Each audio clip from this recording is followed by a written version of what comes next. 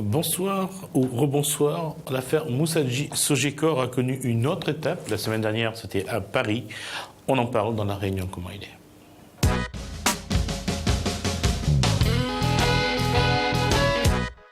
Salut Moussadji, bonsoir. Alors, il y a eu un rendez-vous la semaine dernière, je crois que ça c'est donc... Devant la cour d'appel de Paris.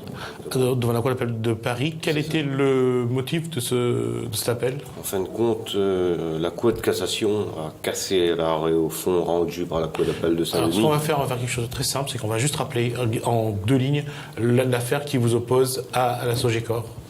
En deux lignes, c'est que on a été contraint de céder nos sociétés suite à on estime une grosse collusion de la Brel et la Sogecor, donc on a vendu. Et c'est Maître Arnaud qui a été condamné à Paris, qui a fait les actes qui étaient rédacteurs uniques. Et c'est une première à la Réunion, il nous a imposé une clause d'arbitrage. Donc il nous a imposé en cas de litige d'aller vers une justice privée. Donc il y a une justice privée qui a été nommée, on reviendra après dessus. Donc ils ont condamné la Sogecor quand même, mais à des montants assez faibles par rapport au préjudice. Mais ils ont quand même été condamnés, donc au fil des procédures, des contestations, la Cour d'appel s'est venue devant la Cour d'appel de Saint-Denis, qui a rendu une sentence, un arrêt en 2013, en enlevant encore, réduisant encore ce qu'on avait obtenu. Et les parties sont allées en cassation. La Cour de cassation a cassé l'arrêt, au fond, rendu par la Cour d'appel, et accusant les magistrats d'avoir violé la loi, et a renvoyé devant une autre Cour d'appel à Paris. Et quel était le sujet de cet appel de la semaine dernière? Le sujet, c'est que la Sogecor, dans sa stratégie dilatoire, ils veulent tout faire annuler, surtout la sentence qui la condamne, et pouvoir refaire juger et jouer à la victime en pensant que on aurait abandonné. Et nous, c'est un peu malheureux de le dire, mais on a été contraints, suite avec nos avocats, d'accepter qu'on a obtenu à l'arbitrage. Ça nous fait pas plaisir, mais ça nous permettra justement d'obtenir un peu d'argent pour justement pouvoir continuer la suite. Quelle était la décision de la Cour d'appel Le délibéré sera rendu le 14 novembre. D'accord. Prochain. Quels ont été les arguments avancés par Salim Moussadji pour motiver l'appel? Nous, en matière d'arbitrage, normalement, c'est ça le problème, c'est que c'est sans appel. Et c'est pas un procès normal devant la Cour d'appel de Paris. On pouvait pas demander la révision du procès, revenir à ce qui a été jugé, parce qu'on est tombé dès le départ par Maître Arnaud d'un véritable guet-apens juridico-financier. Donc tout est verrouillé. Donc on est verrouillé. D'ailleurs, le tribunal de grande instance de Paris, qui a condamné Maître Arnaud dans cette affaire définitivement, a reconnu justement qu'on n'a pas pu se défendre, parce que devant une justice normale, la vente aurait été annulée. Donc voilà, Donc ils ont quand même été condamnés. Il restera peut-être 1 million d'euros, on dira ça comme ça. Et on va déjà tenter de prendre ce qu'il y a à prendre. Mais même si c'était annulé, ils vont tout rejuger, notamment sur la valorisation réelle des sociétés, justement. Et dans les deux cas, de toute façon, on touchera pas de l'argent peut-être tout de suite, mais on va pouvoir justement plus tard mettre en avant justement le rapport d'expertise qu'on a, tout ce qui n'a pas été pris en compte par la justice locale. Cette affaire date de combien de temps déjà? Ça fait 11 ans. 11 ans que ça dure? Oui, 11 ans. Combien d'argent avez-vous investi pour payer les avocats dans toutes les procédures? Au total, en frais de défense, on en est un peu plus de 700 000 euros. En frais de défense? Frais de défense, billets d'avion, avocats, tout ce qu'il y a, les arbitres, les expertises et tout, on en est à plus de 700 000 euros. Depuis le début de l'affaire, combien d'argent avez-vous obtenu?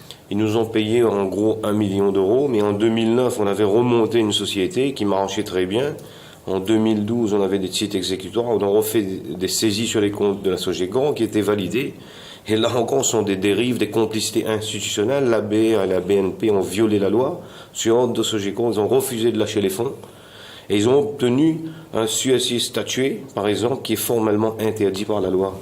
Donc, et non seulement la BE n'a pas voulu lâcher les fonds, mais elle nous a remis à la porte, une deuxième fois, notre nouvelle société, pour vraiment nous acculer financièrement, ce qui démontre que la Sogecor bénéficie à La Réunion de gros appuis.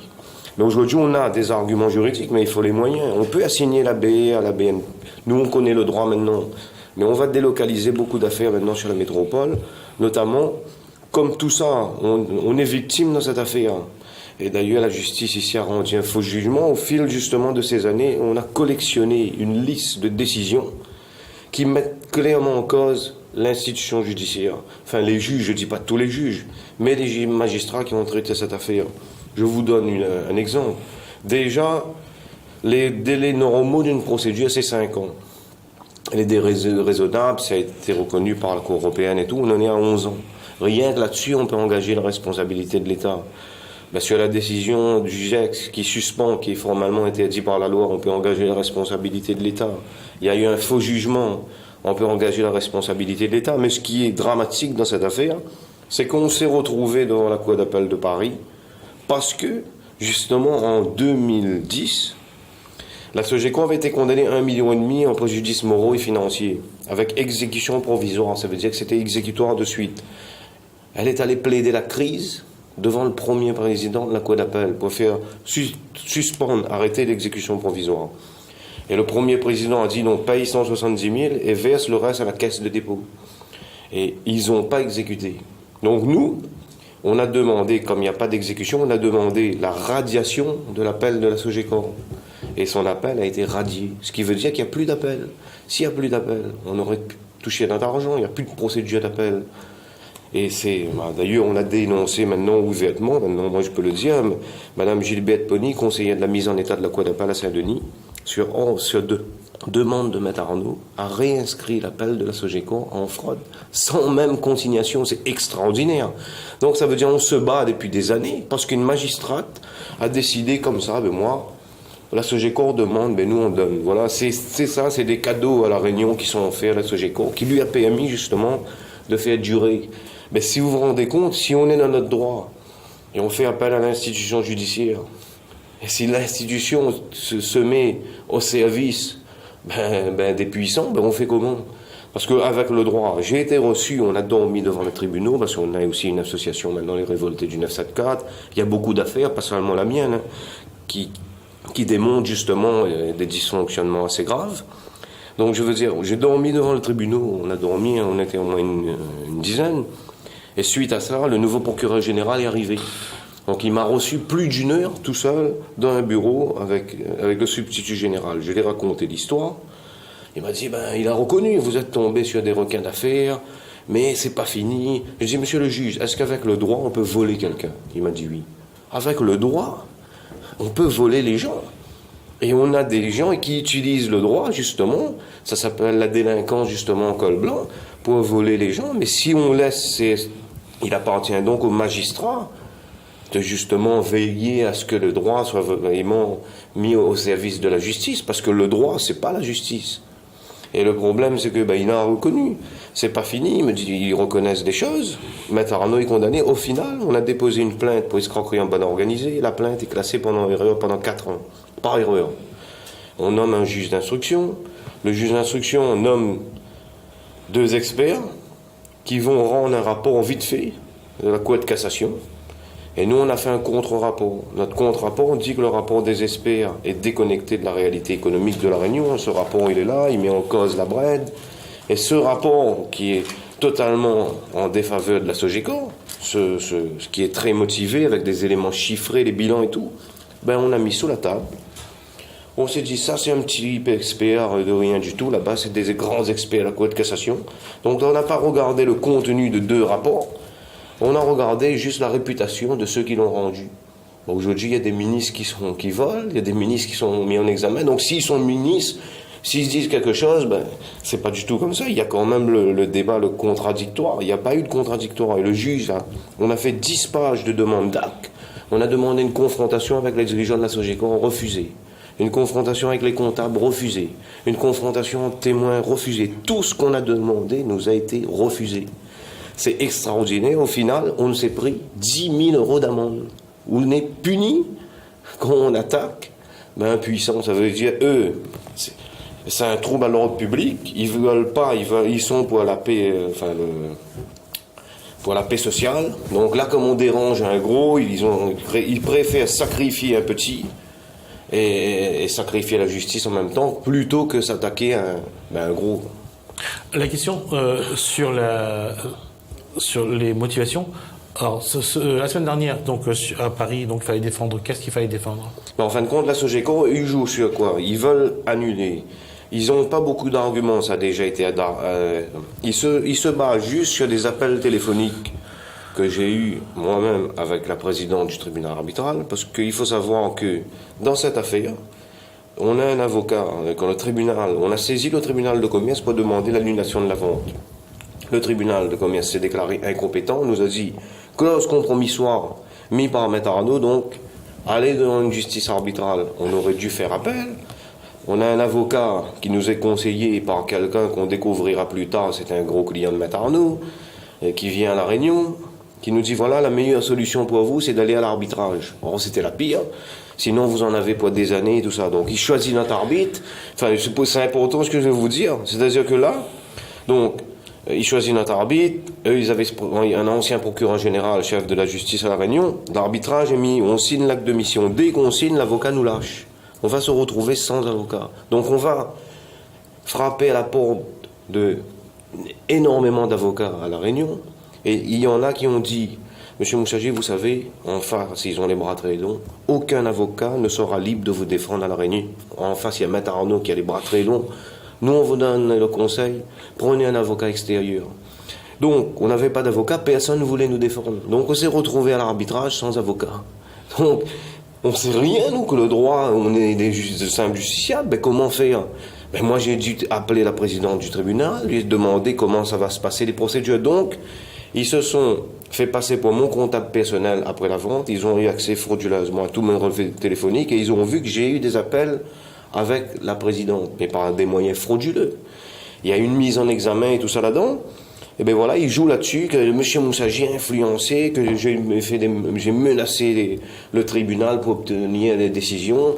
Or, le tribunal s'est quand même basé sur des faits. Le changement de logiciel à la veille des inventés, c'est pas M. Moussagi qui va dire aux arbitres, c'est basé sur des témoignages, et là, ils jouent sur des artifices comme ça. Ça fait 11 ans que cette affaire suit son cours. Qu'est-ce que aujourd'hui Saïd Moussagi a comme sentiment par rapport à tout ça? Je suis totalement exaspéré. On se demande des fois, qu'est-ce qu'on a fait aux magistrats? Pourquoi? Qu'est-ce qu'on a fait à certains magistrats? Parce que je ne vais pas mettre tout le monde. D'ailleurs, les deux dernières fois, les seules fois où j'ai eu droit à la parole, c'est ils m'ont traîné au moins une dizaine de fois devant le tribunal correctionnel. Mais les deux dernières fois, je suis tombé sur un magistrat, M. Moiti, j'ai appris par la presse qu'il est récemment parti à la retraite. Lui, il m'a respecté avec le tribunal, il m'a donné la parole. Plus d'une heure. Mais quand je me suis exprimé sur le fond de l'affaire, j'ai été relaxé pour bonne foi. Et il fallait que la Sogeco, avec des arrangements avec la cour d'appel, ils ont fait un faux jugement pour pas que je puisse donner. Ils m'ont mis, la Sogeco a fait appel, l'avocat voit l'affaire envoyée, il se présente à l'audience, il entend Moussagi Salim condamné, il dit mais c'est sur quoi? Donc il va voir le juge, il dit comme ça, il y a une procédure pour mon client aujourd'hui. Il dit non, la décision a déjà été rendue. Il dit mais comment ça n'a même pas été plaidé et tout ça? Il dit et le juge a fait un mail, il s'est excusé. Il dit, mais, comme la décision est rendue collégialement, la seule voie de recours qui est possible pour vous, c'est d'aller en cassation. Ça m'a coûté 9 000 €. Et je me suis pris 26 000 € d'amende. C'est une punition. Mais des trucs comme ça, même notre avocat à la cour de cassation, il n'en revenait pas. Il me dit, c'est la première fois qu'il voit des trucs pareils. Donc aujourd'hui, j'invente rien. Donc aujourd'hui, la prochaine étape, on va assigner.